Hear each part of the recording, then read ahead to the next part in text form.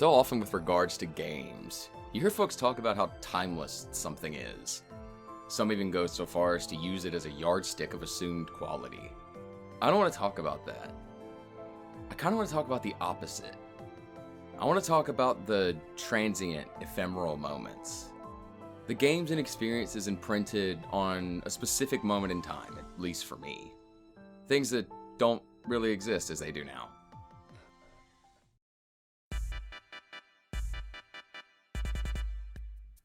There likely won't ever be a gaming era quite like the time of the Nintendo DS and Wii. The GameCube, for how beloved and endlessly scalped it and its games are now, was easily the sluggish last place in a generation that saw huge shakeups for the industry, the loss of Sega as a hardware dev, the introduction of Microsoft to fill the void, the literal best-selling console of all time, the PlayStation 2. Nintendo knew that hardware specs alone weren't going to win them anything at that point, so they decided to lean into novelty. What some would call a revolution and others would call gimmick hell, the Nintendo Wii exploded onto the scene in the holiday season of 2006. It's my first time remembering a sight that's become pretty commonplace in the modern consumer's hellscape of the 2020s. Everyone wanted one, either for themselves or for their kid for Christmas, and nobody had them. To this day, I still don't know how my mom managed to get one, but she did. I was one of the lucky ones who had a Wii under their tree that Christmas. And I also had 2 games. One of them was Twilight Princess, the obvious one. But the second one wound up having a much larger impact on me. It was a copy of Trauma Center: Second Opinion.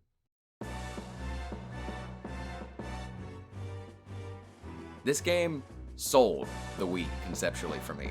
No matter how much shovelware we got later, that thing justified the existence of the Wii Remote and the nunchuck. Because fun as Twilight Princess was, it always felt like a pre-existing game with motion waggle slapped on top of it, because it was. Trauma Center was different. From the moment I booted that thing up, I was entranced. As a young console gamer, it was a type of experience I'd never really had with a game. The story was a wild ride. The aesthetics and character designs by at the time relative newcomer Masayuki Doi were sharp and distinct, and the gameplay was snappy, arcadey fun with legitimate challenge on the higher difficulty setting. It was truly a gem for the Nintendo Wii, and it was a launch title. However, that gem was forever set in its enclosure, tied down to that Wii. While the original Trauma Center game was a DS title, and we would get one more of those before the series ended, for me at least, it was always the Wii titles that were the most compelling. The control scheme, the scale, it all just felt right on the Wii.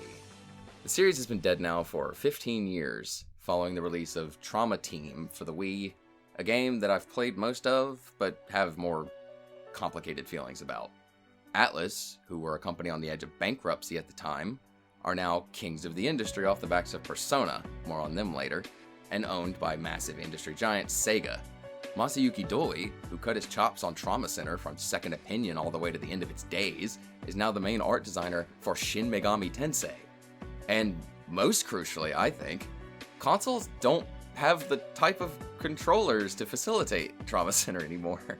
They either only have standard controllers or something like a Joy-Con where the gyro is entirely insufficient and would constantly need recentering and fiddling and really isn't worth it. Trauma Center's days are long behind us, but man, those late nights in the hospital were some real good ones, weren't they? Atlus during the late 2000s was nothing like the monolith that it has become. They were niche, they were off the beaten path, they published weird stuff, and they made even weirder stuff. They were the reason the United States got Demon's Souls, for example. I only ever tried it because I saw it in a rental store and recognized the cover from Atlus.com. I used to browse Atlus.com to find games to try way back in the day because I'm a boomer. And although as mentioned previously, this was an era of Atlus teetering on the brink. But the games that came out of that struggle and rise from the bottom are games that defined my taste in gaming to this day. Thank you, Shin Megami Tensei Nocturne. Megami Tensei on the PS2 was a treasure trove of novel and excellent experiences. And Ride 01, but we have a sweet-ass remake of that now, so it's cool. I'm mainly going to be talking about the one that started it all for me, though. Persona 3 FES. My introduction to Megami Tensei, a franchise that has been a cornerstone of my life for the last 18 years, started here on YouTube. These were the earliest days of the platform, long before it became the algorithm churn that it is now. And in my recommended one day, I saw something striking for my young mind. I saw a group of Japanese high schoolers fighting a massive ebony monster under the pale green light of the moon at the top of a giant tower. I saw them shooting themselves in the heads with magic guns to summon mythical figures and creatures like Cerberus, Lucifer, and the 4 Heavenly Kings. The video I saw was of a little game called Shin Megami Tensei Persona 3. And to little old junior high me, this shit ripped, and I needed to know more. I'd eventually find out a few things. The other parts of the game were just as slick and engrossing as that initial video. Said initial video turned out to be the final boss fight out of context. And the only way to get the game was through a barely printed, hella expensive box set on the secondary market. Well, damn. What now? I remember the disappointment. I discovered this super cool new game, and I didn't have any real way to play it without both finding the box set and shelling out for it. But then a thing happened. On March 3rd, 2008, 17 years ago, I felt that in my knees, Atlus USA uploaded my salvation onto YouTube. A trailer revealing that the enhanced re-release that Japan had gotten a few months back, Persona 3 Fez, was getting an English release. And it was only going to be $30. And it was coming out in less than 2 months. This, unbeknownst to Atlus, was a long con to get my money specifically for the remainder of my life on this earth. I got my mom to help me pre-order the game through Amazon.com, not Prime, Amazon.com, again, boomer. And a few weeks later, it was finally time. I had the game that had stumbled its way into my mind and would not leave. I had never played anything quite like Persona 3 Fez. The interesting mix of social elements and difficult dungeon crawling gameplay, the mythological pantheons available at my disposal through a system that was essentially like fusing Pokemon to make new ones, the engrossing story and the countless character interactions and thematic emphasis upon death and grief that didn't even really hit me fully at that age. Even stuff that I didn't gel with at the time, like the party control system and the answer in general. It was an unforgettable experience that, after over 100 hours of meeting friends, kicking shadow ass, and filling my compendium, culminated in a return of sorts. I now found myself at the top of the tower, with that thing coming down to face me, all the way back from that random video I'd seen. We'd made it, and under that familiar green glow, I finished my journey, and Persona 3 Fest cemented itself in my mind and my heart as a truly life-altering experience. It is now the tail end of 2025. We've gotten multiple re-releases and new versions of Persona 3, including a shiny full-on remake, Persona 3 Reload, that dropped last year. And I still haven't played anything quite like Persona 3 Fest. Persona 3 as a property has not just continued to exist, but flourished. It was the first domino in a shift that would lead Atlus to become the juggernaut that they are today, and Persona, as a franchise, to become more well-known and beloved in the current gaming zeitgeist than Final fucking Fantasy. Things have changed. A lot. After Persona 4 came out and added full direct control to the series, the whole blueprint changed. Sure, it was less thematically resonant, but to a lot of folks it made for a better experience as an actual game that they were sitting down and playing. And I used to be one of those people. I remember playing Persona 4 on the PS2 for the first time and relishing in the freedom that I had now, thanks to being able to control all my party members. But then I remember my first playthrough of Persona 3 Portable, and realizing how much retroactively adding it to Persona 3 completely destroyed the difficulty that had drawn me to it. I saw the addition of new content like the female route, but at the expense of the answers omission entirely. Another piece of Fest consigned to memory. Finally, there's the biggest elephant in the room. Reload. Reload was a conflicting experience for me. It's gorgeous, it's fun, the new English dub is fantastic, I loved all of the new actors that I discovered from this game, but it also felt sanded down and smoothed out. Full party control is now cemented as the de facto way most people are going to experience this game, hell, this series. The new additional mechanics, especially Theurgy, take the little bit of difficulty that remained from Portable and drop kicks it into the sun. And while the answer was eventually released as a DLC pack retailing for $40, Hey, remember earlier when Persona 3 Fest launched at an MSRP of $30 with the journey and the answer included? Huh, yeah, that was weird. That new version took the actual interesting, harsh conflicts that the party members go through after the journey when contemplating their grief, and really dials it back for some reason. Yukari, who is a controversial figure in the answer due to her behavior and her actions, is absolutely sanitized. One of the most unsettling and haunting moments in the entire Persona series is just straight up gone. It's entirely different now, and not for the better, in my opinion. Combine that with the fact that events to watch a TV episode or read manga together happily can trigger during the middle of a time of supposed great conflict between everyone. And even though episode Aegis exists, it isn't the answer that we know. Persona 3 Reload took so much of what made Persona 3 Fest truly unique and either reins it in or takes it out to pasture entirely. And the worst part is that, unlike Persona 3 Portable, there is currently no real feasible way to officially purchase Persona 3 Fest. The only way to officially purchase the game, if this is even a thing you can still do when you're watching this, is through the PlayStation Classics release on the PlayStation 3 store. And you have to do it on the console itself through its ancient, glacially slow store UI. And you can only use certain payment options.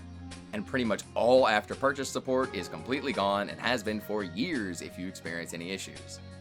Outside of that, your only options are secondhand physical copies or pulling a Beckett Brass and playing Pirate for a day. Persona 3 is such a dichotomous property at this point. It is both more widely known and available than it has ever been, yet that core original experience of Vanilla and Fest is just gone in any official capacity. Only the efforts of fans have kept it alive through things like modding, through emulation, and custom firmware on the older PlayStations to keep it accessible. And I think that's a damn shame, because the older I've gotten, the more I specifically resonate with Fest and want to go back to it despite or even because of its roughness. As I've gotten older, the themes that sailed right over my head when I was small now hit me right in the chest. As time has passed, the mechanics of that version have only gotten more and more unique to it. We may have gotten frustrated at times with those mechanics before, but now you can piss in the wind and hit a version of Persona 3 with full party control and no fatigue system. If not for Persona 3 Fest all those years ago hitting my YouTube feed, I would not be the massive Atlus fan I am today. I would not be into the types of games I am into today. I have never played anything quite like Persona 3 Fest, and I don't think I ever will. It wasn't just Persona 3 that changed over time. Atlus in the modern day is an RPG Goliath owned by one of the largest conglomerates in the space, who also owns other RPG Goliaths. They aren't the relatively unknown company making weird stuff that they were when I discovered them all that time ago. As time went on and Atlus became the standard, a hole in my gaming heart began to form a little bit. I will 1000% always prefer an Atlus that still exists to make more games over one that is in the position they were in when they happened to make my favorite Atlus games. But that doesn't just dull the desire for something like that. I wanted something niche, something different that I could grit my teeth against, something with an evocative and intricately told narrative, something unlike anything else I'd played. And thanks to my roommate at the time, I found a little indie studio from Korea making exactly what I wanted. Project Moon. Project Moon is headed up by a guy named Kim Ji-hoon, who started the studio back when he was a college student. It originally only had 7 people. Those folks set out to create what would become an incredible achievement in world building in the city, the central location of all of Project Moon's games and multimedia. And the games? Oh, they're weird. They're evocative. And the difficulty curve is vertical. Their first game, and the first experience I had with Project Moon, was Lobotomy Corporation, a management game centered around containment and management of abnormalities. Think SCPs, essentially. They are weird beings of all shapes, sizes, and dispositions, and we, as the new manager of Lobotomy Corp, have to harvest energy. The reason these abnos are being kept here, despite the obvious danger and toll on lives it has taken, is the harvesting of an energy source called enkephalin that is used all around the city. Now, I'm not going to go into too much detail about Lob Corp's mechanics and gameplay for 2 reasons. One, I haven't even beaten it yet. I've only ever gotten to about the mid-30s on the day count. And number 2, I am absolute dog shit at it. One day I will conquer that mountain, but at least for right now, my feet are firmly planted. It was actually Project Moon's second game, which was in early access while I was dabbling with LobCorp, that would hook me to my very core and cement itself as one of my favorite games of all time. Library of Ruina. Library of Ruina is the follow-up to Lobotomy Corporation, and if you were expecting another management simulator, I must politely show you to the door, because that isn't how PM does things. Library is a deck builder RPG, otherwise known as the crack made specifically for my brain receptors. I am a cardboard crackhead. I got my first pack of Yu-Gi-Oh cards at my oldest friend's birthday party at a Pizza Hut when I was like 6 years old. The very next week, I was spending allowance money on a starter deck Kaiba and a Blue Eyes White Dragon. My friends in high school taught me how to play Magic during Innistrad block, and I played an ungodly amount of Commander in undergrad, and I still play to this day. This hole was made for me. I finally decided that if I waited until I beat LobCorp to move on, I would be a husk before I got to day 45. And so I picked up Library of Ruina during the tail end of its early access period, and it proceeded to consume my entire summer. It was 2021, and I was on my summer vacation after my 1L year of Zoom School of Law. I didn't have any summer internships, and my mom was sick, so I wanted to stay close to home anyways. I'd recently gotten my own tiny place and was living nearby. I have the image of my tiny living room and my computer in the corner with the Library of Ruina main screen etched into my memory. It was a very peaceful space in a very chaotic pandemic world. But back to the game itself. The core gameplay loop is that you are controlling a group of 3 to 5 characters, each equipped with a 9-card deck. You can customize your decks, as well as stacking passives that you can put on each of your units. As you progress through the game, you get access to more cards from the factions that you defeat, giving you more strategies and causing the meta of what decks are good to kind of shift over time as you go through the game. You even get to fight a bunch of the abnormalities from that first game. I don't want to spoil much of anything because it is an absolutely wonderful game, and if any of this has awoken the brain worm, give it a shot. This game isn't for everyone, but if it's for you, it's for you. Now we look forward almost half a decade, and we're up to now. Time has marched ever onward through our new post-pandemic reality, and Project Moon has grown. Their fantastic third title, a gacha RPG called Limbus Company, is multiple years into an incredible run, in the middle of its highly anticipated collaboration with massive gacha powerhouse Arknights. Kim Ji-hoon is having to tackle the idea of what he wants Project Moon to be, how much staff he does or doesn't want to bring on to help bring all these new ideas to fruition. More and more people are taking the plunge into Project Moon. Change is starting to happen. I saw Atlus undergo this metamorphosis when I was growing up, and I'm excited to see what version of Project Moon emerges from that cocoon that's been cared for so lovingly. Transitory gaming isn't something that stops happening. It's kind of ironic like that. The moments are small and finite, but different ones are always happening. I turned 31 this year, and like a ton of people, I played through Clair Obscur Expedition 33. If you know, you know.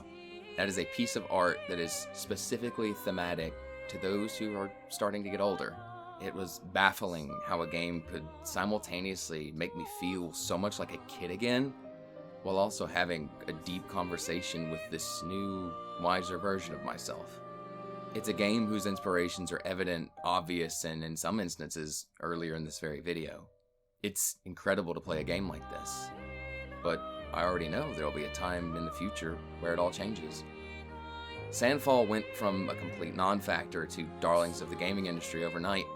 The world of Clair Obscur shifted from a hope in the minds of a team to a gargantuan success that has even many of the Japanese game devs who shifted away from turn-based games completely reevaluating that decision. I'm so glad I got to play Expedition 33 when it first launched, because even playing it now is, in a way, a fundamentally different experience. Spoilers have been spoiled. Praise has been lauded. You aren't having to take the plunge into the unknown off of purely word of mouth. Busted bullshit has been patched. Stendhal, my beloved. Secrets have been discovered. Gaming isn't always timeless. It ebbs and changes with the player and the world around them. Our tastes change, our perspective changes. The literal technology we are using to interface with the medium itself is constantly changing. Gaming is actually very timely, but I think it's in a good way. While we may be having a fundamentally new experience when we go back to a game from our past, we were able to remember, ponder upon, and appreciate the memories of that initial experience more and how they affect the experience we're having now. My newer playthroughs of something like P3F or Library of Ruina aren't diminished by my knowledge, even if at times I might long to somehow relive that first playthrough. It allows me to dig deeper and strengthen my knowledge and even more so appreciate the games that I love. Each playthrough, each early morning quick attempt at a boss before school, each late night multiplayer session with the boys, each world conquered and heart opened is uniquely in that moment, a treasured moment, frozen in time.